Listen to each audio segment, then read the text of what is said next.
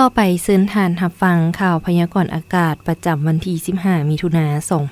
2026ความกดดันต่ำของอากาศร้อนยังสืบต่อปกคลุมอยู่ทั่วทุกภาคของประเทศลาวด้วยกำลังอ่อนหาปานกลางสมทบกับลมมรสุมตะวันตกเฉียงใต้พัดปกคลุม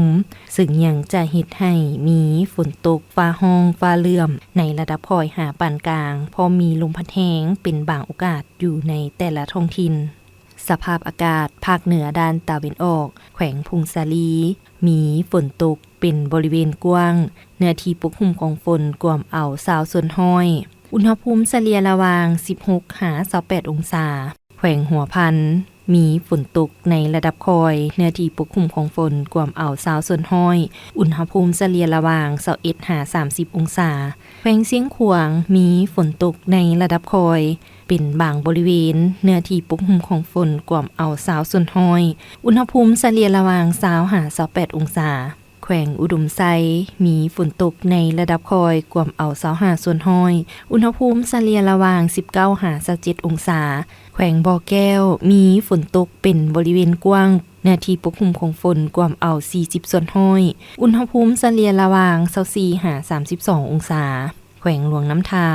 มีฝนตกเป็นบางบอนเนื้อที่ปกคลุมของฝนกวมเอา20ส่วนห้อยอุณหภูมิเฉลี่ยระหว่าง22 หา 32 องศาแขวงหลวงพะบางมีฝนตกในระดับคอยเนื้อที่ปกคลุมของฝนกวมเอา20ส่วนห้อยอุณหภูมิเฉลี่ยระหว่าง25 หา 35 องศาแขวงไชยบุรีมีฝนตกในระดับคอยเนื้อที่ปกคลุมของฝนกวมเอา30ส่วนห้อยอุณหภูมิเฉลี่ยระหว่าง25 หา 33 องศานครหลวงวิงจันทน์มีฝนตกเป็นบางบอนเนื้อที่ปกคลุมของฝนกวมเอา25ส่วนห้อยอุณหภูมิเฉลี่ยระหว่าง24 หา 33 องศาภาคกลางแข็งไซสมบูรณ์มีฝนตกเป็นบางบอนเนื้อที่ปกคลุมของฝนกวมเอา25ส่วนห้อยอุณหภูมิเฉลี่ยระหว่าง20 หา 30 องศา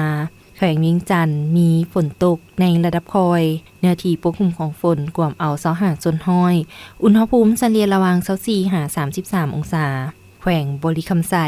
มีฝนตกในระดับคอยเป็นบางบริเวณเนื้อที่ปกคลุมของฝนกวมเอา35ส่วนห้อยอุณหภูมิเฉลี่ยระหว่าง24 หา 32 องศา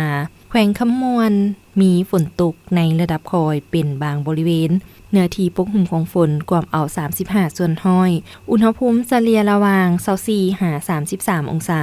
แขวงสวรรณเขตมีฝนตกเป็นบางบอนเนื้อที่ปกคลุมของฝนกวมเอา35ส่วนห้อยอุณหภูมิเฉลี่ยระหว่าง27 หา 35 องศาภาคใต้แขวงจำปาสักมีฝนตกเป็นบางบอนเนื้อที่ปกคลุมของฝนกวมเอา30ส่วนห้อยอุณหภูมิเฉลี่ยระหว่าง17 หา 34 องศาแขวงสารวันมีฝนตกเป็นบางบอนเนื้อที่ปกคลุมของฝนกวมเอา30ส่วนห้อยอุณหภูมิเฉลี่ยระหว่าง24 หา 35 องศาแขวงเซกองมีฝนตกเป็นบางบอนเนื้อที่ปกคลุมของฝนกวมเอา30ส่วนห้อยอุณหภูมิเฉลี่ยระหว่าง19 หา 36 องศาแขวงอัตตปือมีฝนตกในระดับคอยเนื้อที่ปกคลุมของฝนกวมเอา30ส่วนห้อยอุณหภูมิเฉลี่ยระหว่าง24 หา 35 องศาอุเลวันแสงพระจันทร์อ่านสบายดี